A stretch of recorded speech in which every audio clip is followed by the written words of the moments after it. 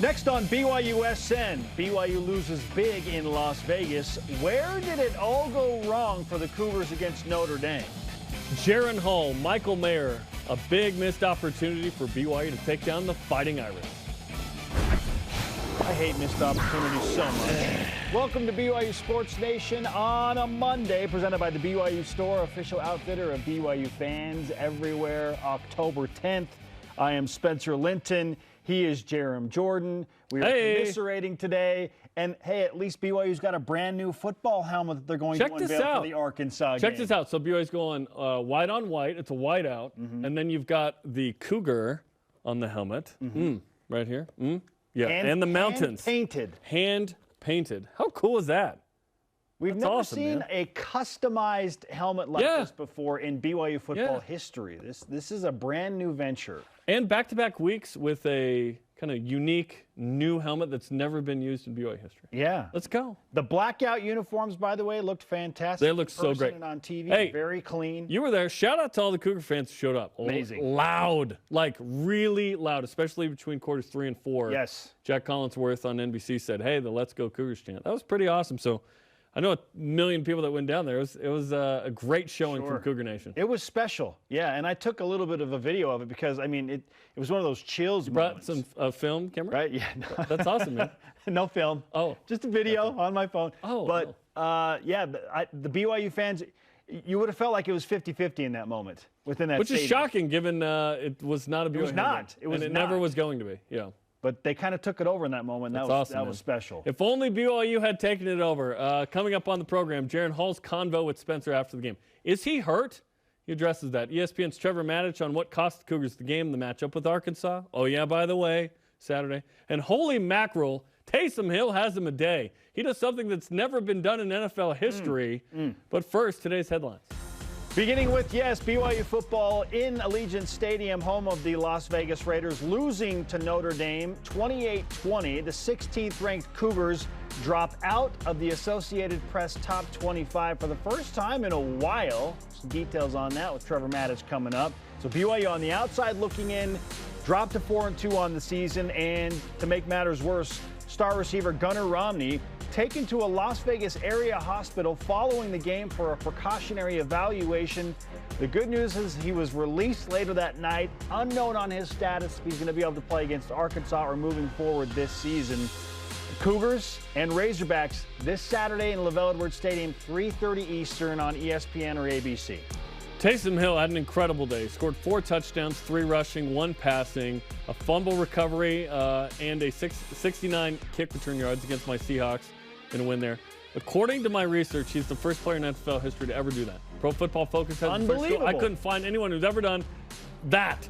Zach Wilson, 14 of 21, 210 yards, had a rushing TD. Didn't have any passing TDs. It's going to cost me in fantasy as the Jets beat the QB-depleted Dolphins. How about the rest of the Cougs in the National Football League? Fred Warner had himself a day. 9 tackles, a sack, 2 tackles for loss. The 49ers beat the Panthers 37-15. Jamal Williams had 56 yards rushing in a shutout loss to the Patriots. Tyler Algier, bigger role for the Falcons, 45 yards on 13 carries. Sione Takitaki had 3 tackles in a loss to the Los Angeles Chargers. With Kyle Van Noy on the other side, he had 2 tackles in a win against Sione's Browns. And Dax Milne, 27 kickoff return yards, 29 punt return yards in a loss against the Titans. He's a special teams guy now. Absolutely. Number 14 women's volleyball sweeps San Francisco, hitting 506 to advance to 6-0 in league play, led by 10 kills on 450 hitting from Aaron Livingston. Cougars play at St. Mary's on Thursday. Trent Moser representing BYU men's volleyball, and Team USA win gold at the Pan American U21 Cup. Moser had 2 blocks in a 3-set sweep of Mexico. So homie could have been going to like American Heritage. Instead he's in Havana. Yeah, he's living it up. Blocking people. He's living it up. That's pretty awesome.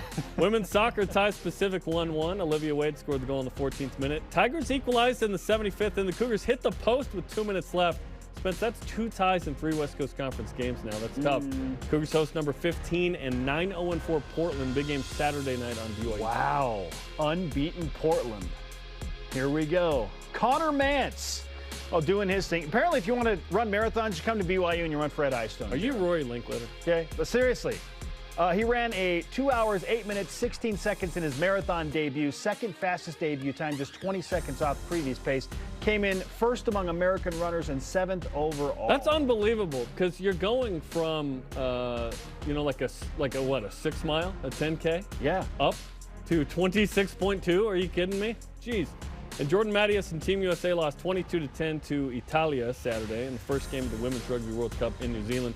Americans got to do some work in the final 2 games of pool play. All rise and shout. It's time for What's Trending, presented by BYU Food to Go, the MVP of your next event. BYU football now 4-2 outside of the top 25 with a game against Arkansas bearing down this Saturday. But we need to rewind to understand better and hopefully how BYU needs to improve to take a win against Arkansas. So there's power in looking back and trying to fix the mistakes, Jaren, but where did BYU go wrong against Notre Dame and what cost the Cougars ultimately against the Irish? Jaren Hall played his worst game as a Coug, and that was tough. He's clearly hurt. I said the Friday after Utah State, not a lot of people were talking about this, but we brought it up, that I was afraid that Jaren Hall got hurt in that game because of an early pressure, and then obviously the hit at his knees. He walked off with his arm kind of down a little bit. He's clearly hurt. And that first throw was the worst throw of his career, perhaps at any level. Like miscommunication, clear pick. He'd only throw one all year. That was tough. 9 of 17, 120, 2 touchdowns, an interception. Took a safety. Like, something was off, and clearly something's wrong with Jaren Hall because normal, average, everyday Jaren Hall does not do those things. PFF had him with the second lowest offensive grade, worst passing grade of his career. So that was tough because we felt like Jaren Hall could keep or win the game for BYU. And after the game, Kalani Sitake and Jaren Hall addressed Jaren Hall's health. Listen to this. And everybody's dinged up. Everybody has their thing. I felt 100%. Early in the week, a little different story, but tonight felt great. Yeah. Yeah, I don't think he was 100%. So, we have to look at all the decisions that we're making and making sure our guys are in the right spot. I think that, he definitely was banged up. Obviously hurt, and it showed.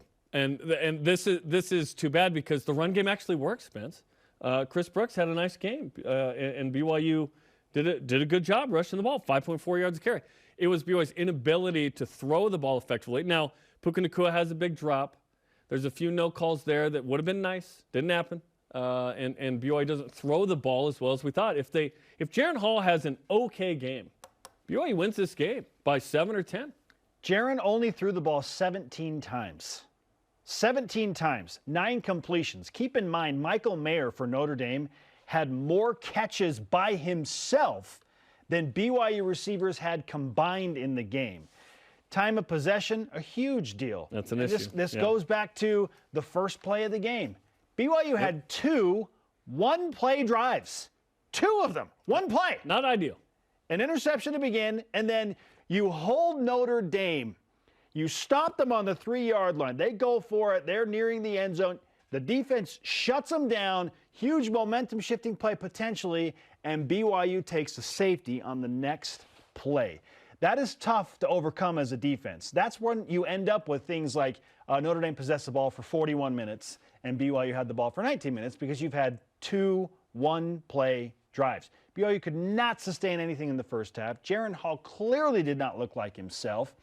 He got comfortable in the second half. Yeah. Did something change? Maybe he started to feel better because it didn't look like it was bothering him nearly as much in the second half. And I wonder if it just took a little while to get, literally warmed up. If it's a shoulder injury, maybe he trusted the shoulder more in the second half. I can't speak exactly to that. We'll hear from Jaren, your conversation with him, and you asked him about it coming up in the next segment. But that was tough. Another thing. Michael Mayer. 11 catches, 118 yards, 2 touchdowns, targeted 15 times. He was tough to stop. First half dominated. Second half still had that touchdown catch there. Last week I said he really popped. Like, this guy was going to be a problem, and he was. And unfortunately, BYU couldn't slow him down hardly at all. Well, BYU, Michael Mayer was unbelievable, taking nothing away from him. So good. Jeez. But there were more than a few plays where Michael Mayer didn't have to make a spectacular play. He just had to catch a ball as an open receiver. And that was what had defenders on the sideline and coaches kind of scratching their heads was, okay, what do we need to do? Clearly we're not getting pressure on the quarterback. This is allowing him extra time to find wide open Michael Mayer. Like, they didn't bracket him effectively. He's getting behind the defense in the red zone. I mean, he's wide open on a few occasions. Why is he wide open? Why is Michael Mayer wide open? And BYU's clearly playing a zone there. And there's not one defender that could defend him. But like you said, yes, bracket him in a way where you make someone else make a play. They were depleted at wide receiver. They had like one dude that did anything coming into the game and in this game besides Michael Mayer. This adds to the frustration. And I had a conversation, and I'm not going to put his name out there, but with somebody on the BYU football staff after, and he said, there are losses where you just tip your cap sometimes, and you're like, hey, you were just better than us. Totally. Oregon. You know, he pointed to the Oregon game. Yeah, that like, game. Yeah. Okay, you were just better than us today. Baylor Straight up. You just beat us. Yes, the Baylor game last year. He said, losses like this are extremely frustrating because we know we are every bit as good as Notre Dame, if not a better team, and we just made so many uncharacteristic mistakes, which Kalani also alluded to in his post-game conference when he said, we had a lot of dumb errors. We played really, really undisciplined football, made some stupid mistakes. He said stupid mistakes. Right? Like, and there were a handful of communication breakdowns. There were Why multiple is Isaac occasions Rex not getting in on a PAT? There are multiple occasions where BYU only had 10 players on the field. BYU misses a PAT. Like, what? It's game 6. What are we doing? Yeah, I mean, just uncharacteristic. You don't expect it from BYU. And so, yeah, a fair point brought up by a coach saying we're just frustrated because we know that BYU football is better than this, and we prepared better than this. Yeah. And so to lose that way is just really, really frustrating. Is BYU better than this in terms of slow starts, though? This has been 3 games in a row now, Spencer, where BYU hasn't jumped out of the gate. First quarter, 12 plays, 46 yards. Down 18-6 at half, by the way. Second quarter, 9 frankly, plays. It was fortunate given how the first half went. Right? Could have been worse. But if BYU scores again or prevents a score, BYU probably wins the game. Although, did that urgency summon that performance from BYU in the second half? Halftime, BYU's got 63 yards. 63 yards. What? 63 total yards. Interception, punt, TD, punt, safety. Second half, touchdown, punt downs. Only 4 possessions. A 9-possession game is tough for BYU. That was super low. Notre Dame controlled the ball, got first downs, 11 of 16? That's really tough. You got to get off the field. And BYU's slow starts are hurting them. Yeah, it didn't the last 2 weeks when you're at home against the Mountain West, but it certainly burned BYU in this first half to where the comeback was on, but there wasn't enough time and you didn't have another possession or two. I don't fault the 4th down run call, by the way. BYU's just got to make another block there. I do wonder why Christopher Brooks wasn't the one running in. I know he came off and taped his ankle, but he had a nice game, man. He ran for 6.4 yards per carry. Unfortunately, because there are a series of mistakes earlier in the game compounding, then everybody wants to point to that critical decision late. Right. When there are so many different things, like the safety, the interception, again, those 2 one-play drives. Puka Nacua, how many times is he going to catch that ball running down the sideline? 99 out of 100. Seriously. Okay? And now people are like, oh, it was pass interference, it was defensive holding.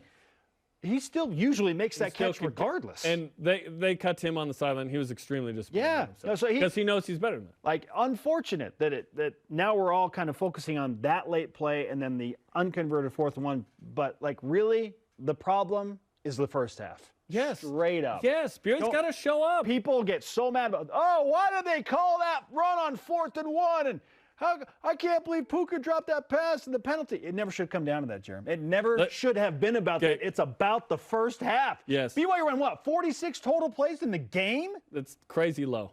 And that's BYU's defense has got to get off the field, okay? I got a DM Sunday morning, 1:47 a.m. How do I purchase a ticket to the second half of the Arkansas game? I'm getting tired of showing up before the team does. Oregon, Wyoming, Utah State, Notre Dame. BYU's got to start faster, obviously.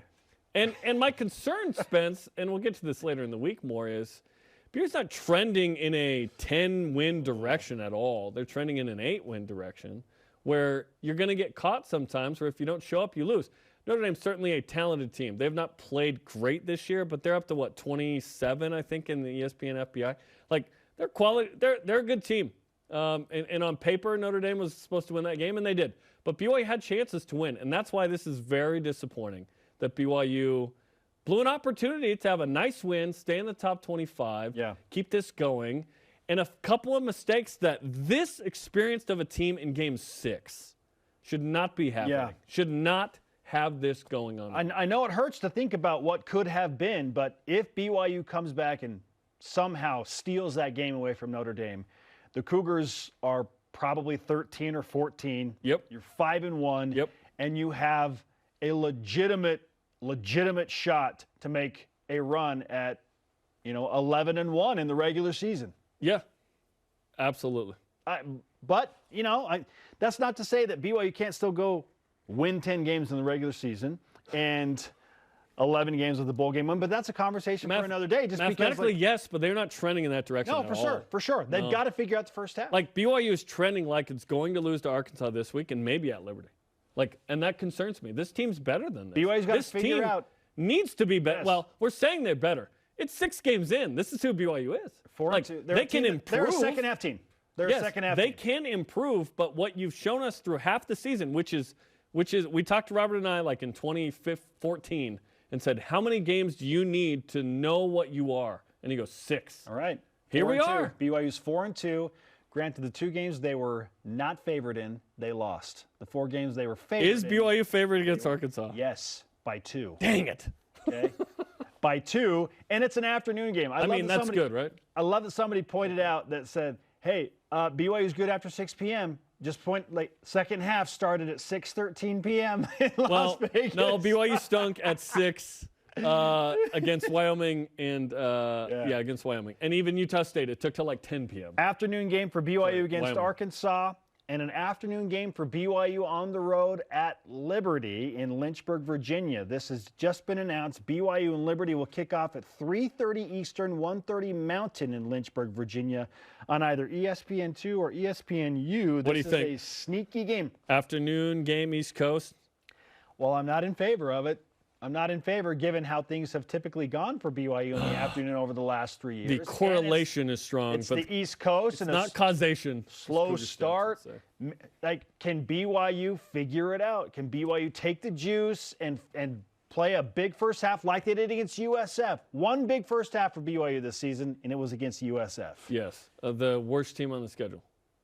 That's what it took. Liberty's a way better team than USF. This team's good. Show up in the first half. Let's go. Okay, let's recap our game day guarantees. Here's our game day guarantee results. We have to give them to you. We're contractually obligated. Yep. Okay. Lead us off, Jaren. All right, I said Jaren Hall will have 3 or more TDs. No, he had 2. I thought Jaren would play well. He didn't play well. This wasn't a good game for Jaren. Well, I whiffed on something related to Jaren Hall that I'll get to in a second. BYU will make a field goal. Yeah, I asked a really hard thing there. You didn't even attempt one. Missed the PAT. Issues in the kicking game. Okay. And first 17 wins. Yep. Yeah, Notre Dame did. Yeah. Notre Dame hit 18 in the first half. Yeah, I got 1. All right, I was 2 for 3. Number 1, like yours, you said first to 17 wins. I thought first to 20 wins because BYU typically scores in the low 20s. Yeah. Well, Notre Dame hit 20 very early, and they win the game. Here's where I majorly with. BYU will throw for 50 or at least 50 more yards than Notre Dame. BYU got more than doubled up in the pass yards game. 262 to 120. I was way off. And Cody Epps' play was how long again? 50? What was that? Yeah.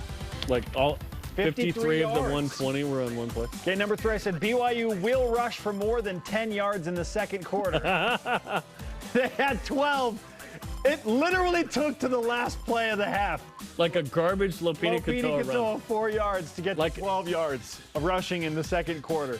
So BYU now has a grand total of 22 rush yards in 6 second quarters combined. That doesn't scream 10 wins. Yeah. I'm 10 for 18 on the season. Something's got to change. You improved to 4 for 18 on the season. 4 for 18. Yeah.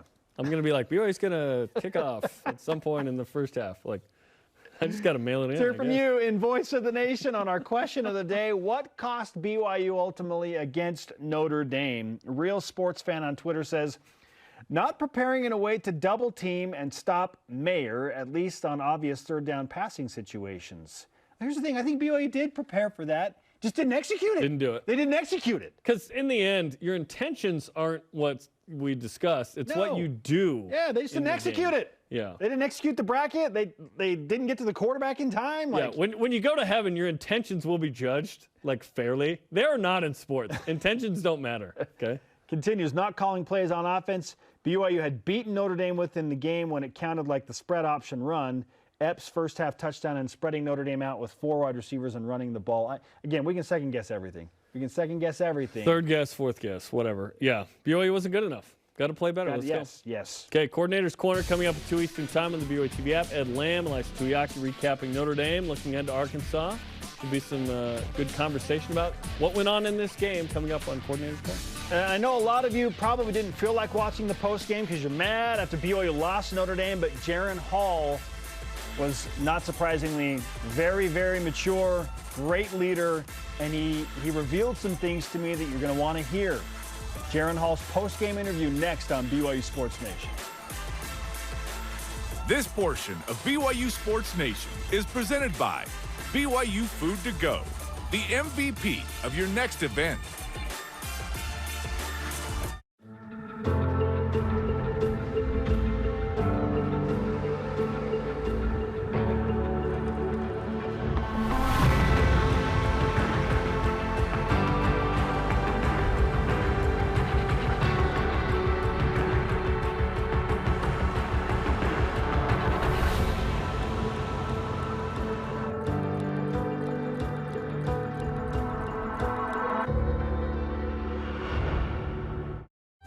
Accidents don't just happen 9 to 5. They happen when you least expect them. The team at Siegfried and Jensen is here for you 24/7. Nights, weekends, every day, every hour. Really here for you. No matter when you call us, you'll speak to a real person and have access to the same expertise and personal attention as always, and get the legal help you need when you need it. Nights, weekends, every day, every hour, 24/7. Learn more at siegfriedandjensen.com.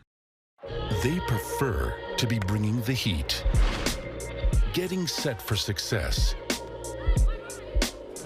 demonstrating their drive. But when their blood and sweat turns to tears or anything else, we lay the groundwork for BYU's athletes to hit the ground running again, and you as well. Intermountain Healthcare, official medical provider for BYU Athletics. Let's kick off AFR on BYU TV. What they did in that fourth quarter was not unexpected in my book. Everyone did their job perfectly, and it resulted in, obviously, a touchdown. Who knew that he had these kind of hands? And right at the snap of the football, they both go right downhill. And that was the end of that. He knocked him down pretty quickly.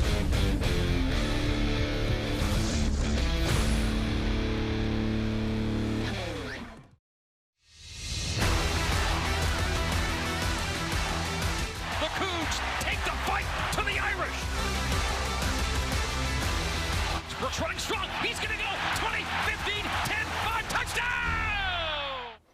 So loud in that moment when Chris Brooks rumbled into the end zone. BYU falls short 28-20 to Notre Dame. The Cougars, by the way, have never scored more than 23 points in any of the 9 games against Notre Dame.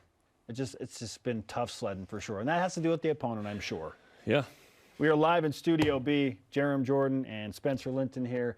I mentioned before the break, I spoke with Jaren Hall after the game. And tough situation, one, after you didn't play a very good game, relatively speaking, to come out, address those concerns, the interception, the safety. But Jaren Hall is a leader. And you better believe I asked him about his shoulder and the injury and how much it was affecting him. Here is my interview with Jaren Hall after the loss against Notre Dame. Jaren, what a battle in the second half after, just about as bad a first half as you could have hoped for. What was the mindset of the team in the locker room at halftime and coming back out into the second half?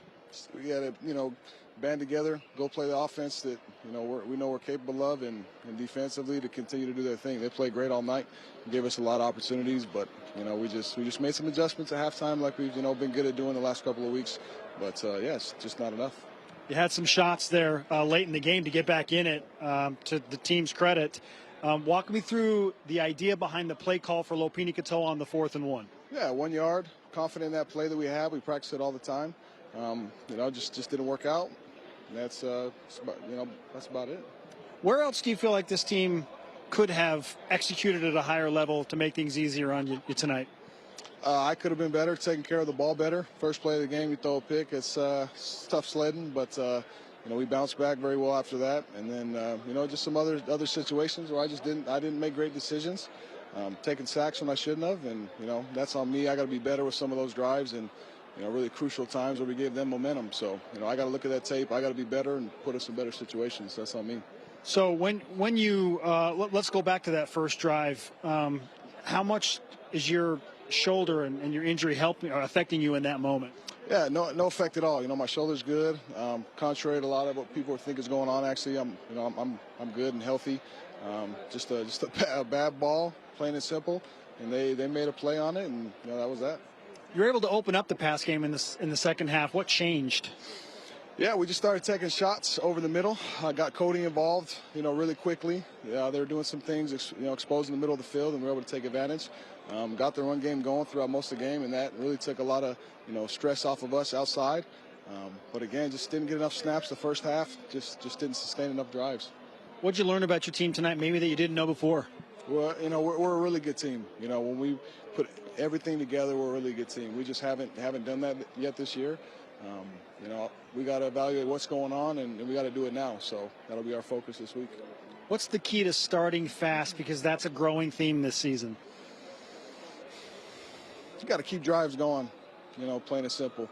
We got to stay ahead of the chains. We got to be better on first down, I think. Just get more positive yards. Keep us in, second, third, and manageable. But that's something we'll look at. We'll be better at. You mentioned Cody Epps. What's working so well with him in the pass game? Because he's emerging. Confidence. I mean, the kid, he studies a lot. He looks at all, everything that's being thrown at him. He talks to me often throughout the week about what he's seeing, so I can know what he's going to do. And we just found ways to get him involved really well. So I'm really proud of him, and I'm excited to see him continue to grow into the player I know he'll be. What's top priority as you get ready for Arkansas next week? Just get back to our roots. We got to put the run game and the pass game together. That's when we're at our best. We just haven't done that this year. So whatever it takes, I'm not sure right now what it is that we need to do differently, but that's what we got to figure out this week. Jaren Hall, BYU quarterback. Okay, a couple of things I just typed down as I was listening to it again. I've listened to it a few times, obviously. He says, I'm fine. Like, my shoulder's fine, contrary to the reports that are out there. Like, when I got to the game, I was feeling fine. I don't. It doesn't seem like he's not going to. He's not going to put it on. Like, he's not an excuse maker. He's not going to say, I was hurt, and that's why I didn't play. Yeah, he's not. He'll never do that. He's not going to say ever. That. But it seems pretty obvious that something was up, right? Like, that's so obvious. Yeah, but I asked him about that first throw. Okay, so how much of that first throw is on your injured shoulder? And he said, it's not on my shoulder. It was just a bad ball. Are you buying that? What I'm buying is that BYU should never play Utah State again in football. Because yet again, we have an injury from that game. Like, there's no need to play those guys anymore. And Jaren Hall, that could be miscommunication. It looks like more miscommunication than like a bad throw. Oh, he's just on. Also, he's got pressure in his face. Back heel. He's got that was his choice. Right. Pressure because of the pressure. He's on his back heel. Yeah, and maybe, but to miss the route on the first play is super weird. Like middle of the game, third down, clock's winding down, pressure moment in the red zone. That's different than we've scripted this, or this is clearly what we're going to do on the first play. Oh, by the way, let's go find you, Gunner. I would have loved for BYU to find Puka Nacua way more in this game, by the way. He is BYU's #1 playmaker besides Jaren Hall, like skill position outside of the QB. Puka Nacua is such a weapon. BYU did not find him at all. No catches. No catches. One run for 10 yards. And 3 targets.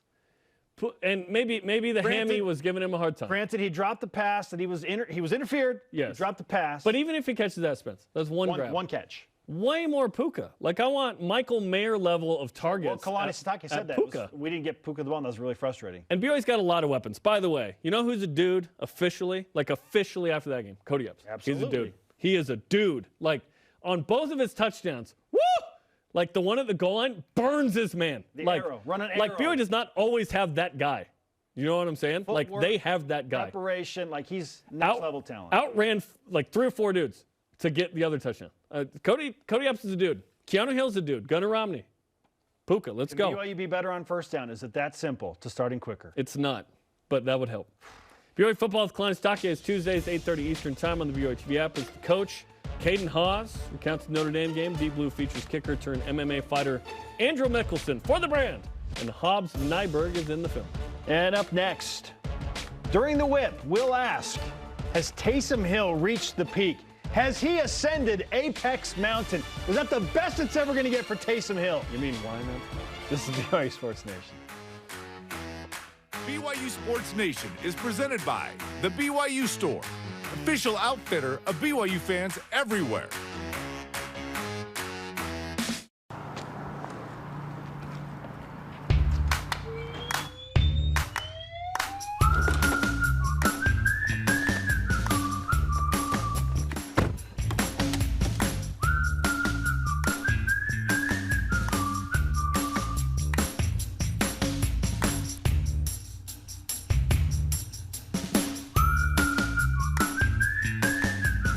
Quick crack. Wash all you want. Don't drive dirty.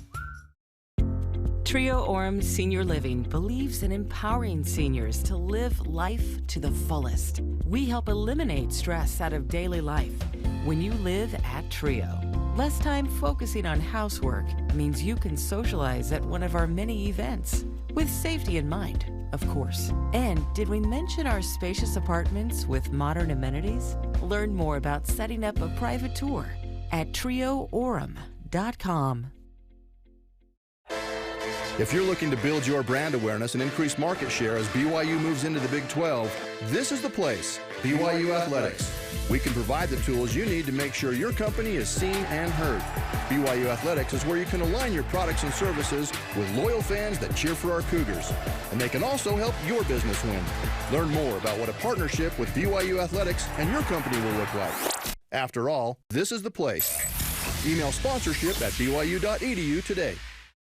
Life is full of competition. It helps measure progress, pushes us to improve, and whoops, it can be a whole lot of fun.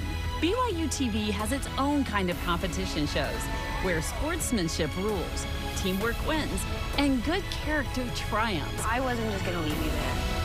Whether it's about families competing or life lessons being taught, you'll want your family to see it together. Download the free BYU TV app today. Follow BYU Sports Nation on social media for the latest and greatest content. Facebook, Instagram, YouTube, Twitter, TikTok, and Friendster. He is Jaren Jordan. I am Spencer Linton. We are Friendsters. Let's whip it. We are Friendsters. The Cougar Whip Round presented by Maersk, your e-commerce logistics shipping partner. Can Taysom Hill play a better game than he did yesterday? No, and that's not taking anything away from Taysom. Like he can't top. Can anybody top that? Will anybody ever in the history of the NFL top how unique and unbelievable that performance was? Because he's a quarterback, tight end, special teams, Swiss Army knife player. He did a little bit of everything. 4 total touchdowns. Like, I don't know that we'll ever see a performance like that ever again. And to your point earlier, you tried to find something. Pro Football Reference has nothing there. A searchable tool. I couldn't find anybody that had a fumble recovery, at least 4 touchdowns, and at least 1 kickoff. How do you beat something that's never happened? He could have more than 4 touchdowns in a game in the future if he's the starting quarterback. But like a fumble recovery, Michael Dixon kicked the ball. 3 kick returns? Or sorry, it was a punt return. The same game. 3 kick returns, 69 yards. Like what? Crazy. No, he cannot. That's as good as it gets in variety. No, you can't. That's the most Taysom Hill game ever. Yes, exactly. It doesn't get any more Swiss Army knife than that. Yes. Zach Wilson is 2-0 as a starter. Hey.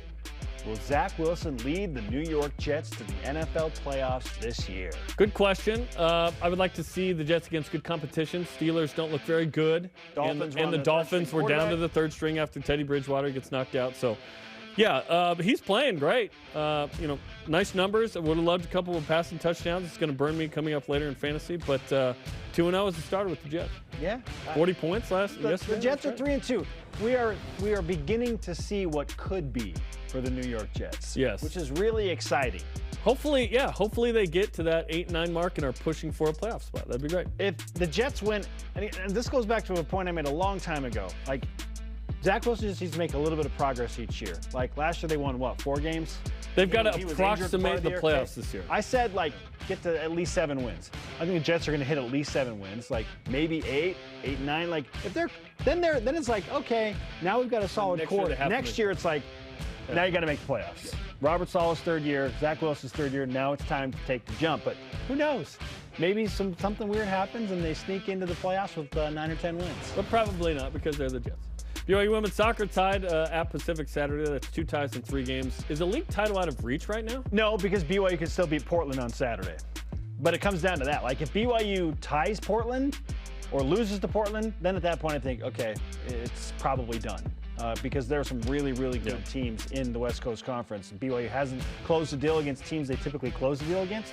But it doesn't make you think against the good teams they're going to win. They beat Portland and figure it out, then they're right back in the hunt. For sure. And they host Santa Clara. They're at Pepperdine. Some of the toughest games are going to be at home, which is great. 9 points for Pepperdine. I don't think they do points in the league. They just do winning percentage, I think. I believe so. Which is weird. Why not the points thing with 3-1 with ties and whatnot? Because they're only 4 points behind right now if they did points. I don't think they do. All right, let's take that up with the West Coast Conference officials. Let's do it next year. Change it. The latest round of football bowl projections are out featuring BYU, Jaren. They include BYU facing UNLV in the New Mexico Bowl, SMU at the Boca Raton Bowl. Okay. Jaren, so let's compare the two, okay? Because you've been to Boca Raton before, but you haven't been to Albuquerque. I have been to Albuquerque. Wait, 2010. You haven't gone on the Breaking Bad tour of Albuquerque yet, correct? No. Okay. I haven't broke bad. Would you give up the beach in Florida so that you can go on your Breaking Bad tour? Would you choose the New Mexico Bowl? because I've been to the Boca Raton Bowl. You choose the New Mexico Bowl. Yeah. Against that's SMU, right? No, it's UNLV. UNLV in the New Mexico Bowl? Woof. Well, do you want to play Cincinnati and Armed Forces? That's a good game. Depends what you want. Do you want a good location, or do you want a good bowl, or a good opponent? See, I'm all about location in December. Yeah. For you, it's Albuquerque. In December, I thought BYU was playing on January 1st. BYU's uniform and helmet combo is a custom royal helmet with Cougar on one side, mountains on the other, as you can see on the disc. This week, which is awesome. Do you like the Cougar side of the helmet or the mountain side better? I'm kind of the mountain guy. Just because I think when you go to LaVell Edwards Stadium, and that's where the game's going to be played on Saturday, like, you see the mountain backdrop and the stretch Y in the middle of the field. Like, the Cougar is super cool. Don't get me wrong, super cool, but I like the mountains because it just kind of, I think it embodies what LaVell Edwards Stadium is in Provo, Utah, and it's one of the most amazing settings in all of college football. I thought it was mountain this whole time until you said that. Oh, well, you're welcome. Layton. Mountain.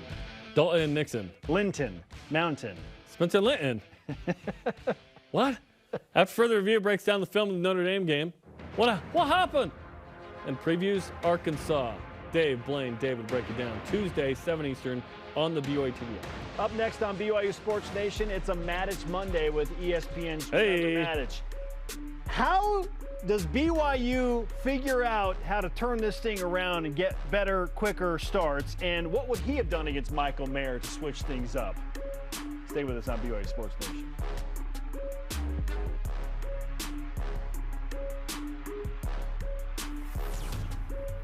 This portion of BYU Sports Nation is presented by Maersk, your e-commerce logistics shipping partner.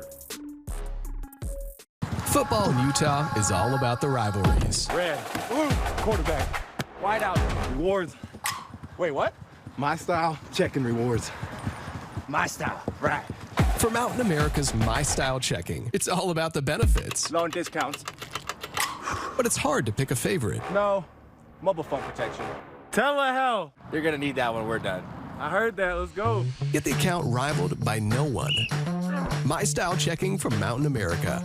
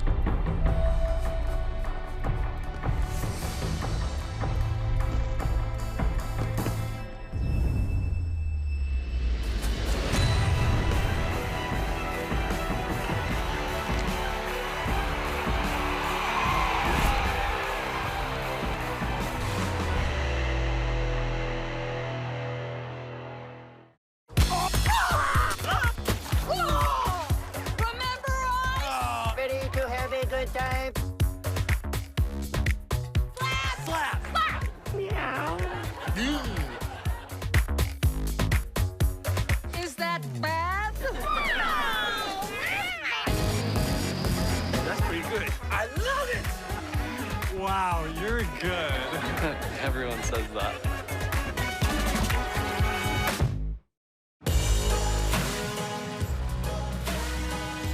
Intercepted by the Cougars. Open as Kodiak makes the catch. 25-20, 15-10, 5. He's going in. Touchdown. Welcome back to BYU Sports Nation live from Studio B on a Monday. Alongside Jerem Jordan, I am Spencer Linton. It is that time. Matich Monday is back on BYU Sports Nation. ESPN college football insider and expert Trevor Matich is joining us to discuss what in the world happened between BYU and Notre Dame in Las Vegas. Trevor, first of all, hope you had a nice weekend. How are you? You know what? I'm good. And the both of you look fantastic, like you're about to join the Provo bobsled team. So congratulations on that. That's USA. Wonderful. Listen, you go. Now that BYU's out of the rankings, we got to look at other stuff. So there you go. Well, bobsled is, I mean, there's a lot of places you could be on the bobsled team now. This is it's a great point you bring up. We'll continue this conversation once we have finished the BYU football conversation. So let's go there, Trevor. And you were vocal on Twitter on Saturday, much like a lot of BYU fans were, about BYU's slow start again, their inability to defend Michael Mayer, the All-American tight end for Notre Dame, among other things. Ultimately, where do you feel BYU fell short in the game against Notre Dame? Execution. This feels ugly, doesn't it? But overall, BYU did a lot of really good things. I mean, I went back over my notes and looked at some of the highlights. BYU did a lot of really, really good things. And as you watch this game, a lot of those things weren't taken into account. They didn't give them credit for it. But they had a lot to do with the fact that BYU was within one score at the end with a chance to possibly tie this thing up. So we start there. But execution was very poor. And let me just start with this.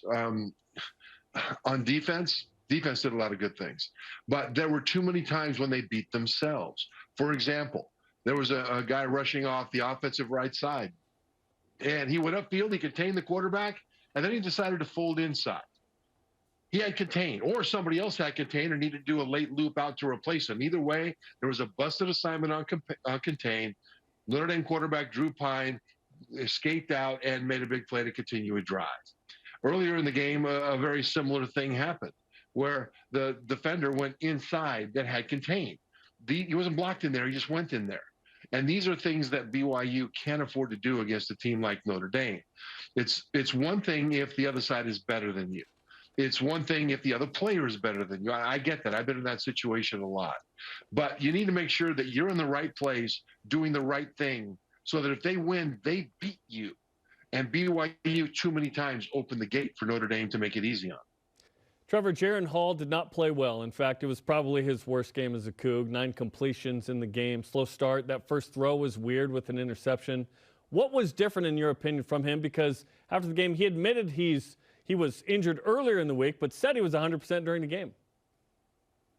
It's hard to say how much an injury might have affected him. I mean, that first throw was really eye-opening because it is a play that they had practiced all week that they would open the game with. They talked about it the night before the game. This is our first play. We'll hit a deep strike down the right sideline. It'll be fantastic. And then it was either a miscommunication where the receiver thought it was a go route and the quarterback was throwing a back shoulder, or it was a problem with arm strength and his arm wasn't ready to go yet. And it wasn't fully warmed up, and he was banged up a lot more than anybody is admitting. So I don't know which of those things is true. I do know that in the second half, when they started to attack a little bit farther down the field in the middle, they had a lot of success. But the first half really put them so far behind the curve that they needed a miraculous comeback in the second half to even have a chance. And so I know what they're saying about him, or what he's saying about him not being banged up. The coaches say something different. But I'm a little worried that he might be being a little bit too brave, and he may be a little more banged up than he's admitting. And that could be a problem going forward if he doesn't get that healed. Trevor Matich of ESPN is with us on BYU Sports Nation. To BYU's credit, Trevor, and you pointed out much better second half. The Cougars are down 5, have the ball after a Max Tooley interception, and are driving, but just couldn't piece together some of those key plays late in the game. Overall in the second half, and especially late in the fourth quarter, what did BYU need to do differently to try and just get Pitt to survive and steal this game away from Notre Dame? Well, one of the things they could have done was gone against expectations a little bit more. Notre Dame was coming up to gum up the running game, and BYU still was able to run statistically pretty well. They kept safeties deep so they wouldn't get burned over the top, but that left a lot of space between the line of scrimmage and the linebackers coming up and the deep safeties. And in the second half, Hall exploited that. Cody Epps exploited that. Goodness gracious. There was space there, but BYU hit that space. They found it. But there were plays where, like, for example, on that critical 4th and 1 where they ran off right tackle and got stuffed, that was a play that they've used in the past. Notre Dame knew it was a play they used in the past. The linebacker, who was kind of over the center, scraped over to the right and got there before the offensive lineman could come off his combo block and pick him up. And he's the one that really initially stopped that play because Notre Dame expected it. And it's one thing to say, look, we have a big physical offensive line. This is what we do best. We're going to go ahead and do what we do best. That's really good. But if you're in a game against an opponent that can put up a fair fight against you, sometimes it might be good to go against that stereotype and do something else. There were plays that were open for the receivers at the second level. I'm thinking they could have exploited that even more. Yeah, 9 completions, a very low number from Jaren Hall. BYU finally got it going, but it was a little too late. The slow start was BYU's undoing. Michael Mayer was dominant. 15 targets, 11 catches, 118 yards, 2 touchdowns. That's the Notre Dame record for career receptions, I believe, in the game. He was tough to stop. How would you have recommended BYU stopping him next time or limiting him? Well, Jeremy, if Godzilla and King Kong had a baby, it would be Michael Mayer. He's just too big, too strong, too much speed for his size. And BYU's got a very athletic group of linebackers and safeties. The problem is that Mayer's just that much bigger. And so they really did almost everything they needed to do. A lot of his catches were contested. And he just is the bigger, stronger guy. There's not much you can do about that. But there were some plays where he was open, way too open. And I think BYU could have done a better job to bracket him and then be vulnerable in other places and see if Drew Pine, the Notre Dame quarterback, could have exploited that. As it was, he completed a few passes to other folks, but half of Pine's completions, 11 out of 22 completions, went to Michael Mayer. And the interception that Max Tooley got in the second half was a play like I just described. They had a defender over the top of him, and then Tooley came in underneath, and they squeezed him. They bracketed him. So it had to be a perfect pass, and it wasn't, and it was picked off. There were too many times when they lost sight of him, or at least it appeared that they lost sight of him, because they let him get into an open space instead of squeezing those zones down to make sure that the space wasn't that clear for an easy throw by the quarterback. Trevor, BYU drops out of the Associated Press poll for the first time, I believe, in 12 consecutive polls. No longer ranked. Arkansas coming to Provo this Saturday. In your opinion, what's the realistic ceiling for this BYU football team now that they're 4-2 and just outside the top 25? Well, at this point, they still can be a 9 or 10 win team. They could even be an 11 win team.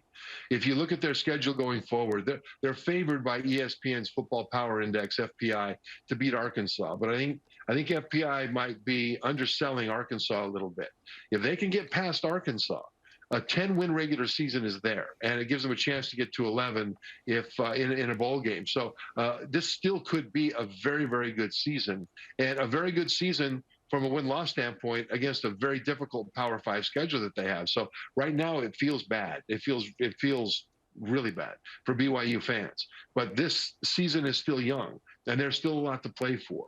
And this team can still have one of the better seasons we've had in recent memory. But that Arkansas game is a big hurdle because KJ Jefferson, their quarterback, is, he missed last week against Mississippi State. Looks like he'll be back. And even if he's not, the backup, Hornsby, was absolutely phenomenal against Mississippi State for the most part. He made some mistakes, but he's a playmaker himself as a backup quarterback for Arkansas. So BYU, if they can get past this game, this can still be a stellar season. Yeah, and BYU's not trending in a direction where 10 wins feels like it's probably going to happen, right? That's perhaps the issue the last couple of games. Let's spend some time. But they're good enough to do it. Sure, yes. They just need to jump out of that trend and show us a little more consistency and show up in the first half like you talked about. Okay, let's spend some time talking about Taysom Hill because that was a crazy game yesterday, and Zach Wilson. Taysom Hill scores 4 touchdowns, 3 rushing, 1 passing, fumble recovery, 69 kickoff returns. I looked on Pro Football Reference, Trevor. I couldn't find a single player ever having those stats in a game in NFL history. What did you see from Taysom Hill, and can he possibly play better than that in a game? He can play that way every week if they let him. It's just a matter of the staff allowing him to maximize what he can do. And when you see them give him those opportunities, you see him maximize those opportunities. But it's really not up to him. It's the staff. He's got this in him all the time. And you see flashes of this playmaking. You see flashes of this versatility all the time. But then they pull him back. Okay, well, that's a choice of the coaching staff. So, and even the one pass that he threw, the touchdown pass, he threaded it in there on a dart to a vertical route into the end zone with defenders converging on both sides. It was a fantastic throw. Okay, thanks, Taysom. You don't need to throw anymore. Well, okay, then he won't throw anymore, but he can do other stuff.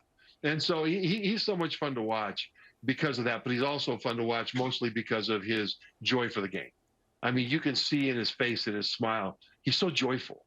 And so he's entertaining, not necessarily even because of the playmaking that he does, but because of how entertaining he is and how joyful he is. For sure. An all-time performance. And from a guy that you wondered, 5-6 years ago if he was ever going to play football again, given his injury past. So it's really, really cool to watch that come to fruition.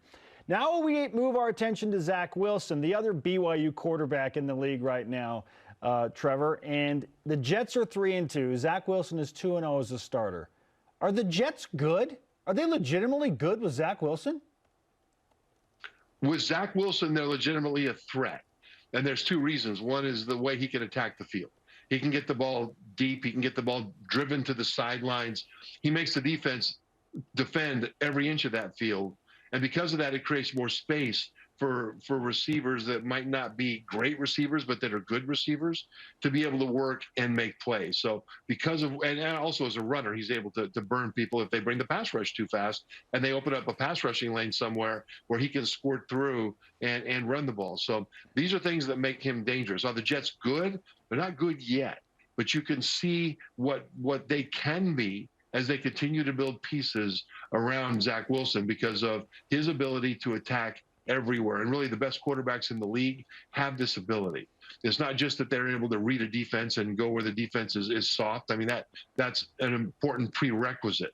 But then physically, if you can add to that, the physical ability to force them to do everything at once, then on defense, you really need 12 defenders, not 11, in order to defend it all. And Wilson puts them in that kind of a situation. And between Taysom Hill, Zach Wilson, Jamal Williams, Fred Warner, and others, it's a good time for the Cougs in the NFL. Trevor, well said. We appreciate the insight.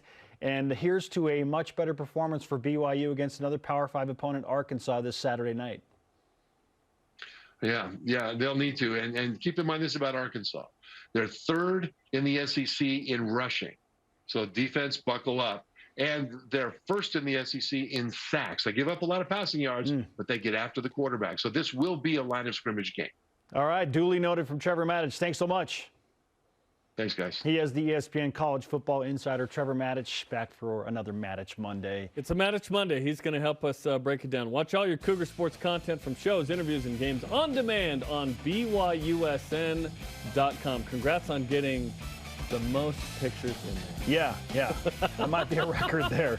Up next, our BYUSN fantasy football results. Did I join the ranks of Nick Saban in Alabama and get to 6-0? Find out next on BYU Sports Nation. BYU Sports Nation is presented by the BYU Store, official outfitter of BYU fans everywhere. Tim Daly Ford in Spanish Fork offers a large inventory of Ford vehicles, including a selection of cars and trucks, providing a range of transportation choices. From the Ford Fusion sedan and the Edge crossover SUV to a range of pickups including the F-150. Each product line comes with options to enhance performance, comfort, and safety.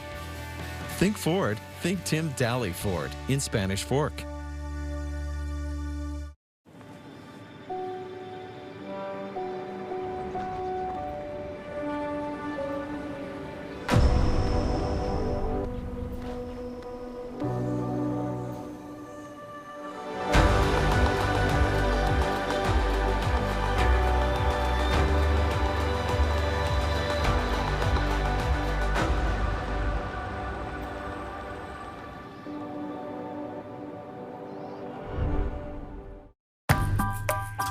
Familiar with the BYU TV app?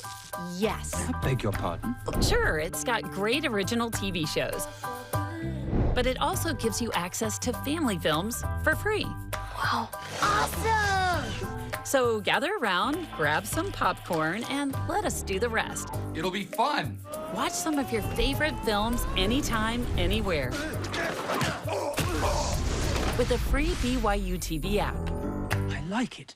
If you could write a letter to your younger self, what would you say?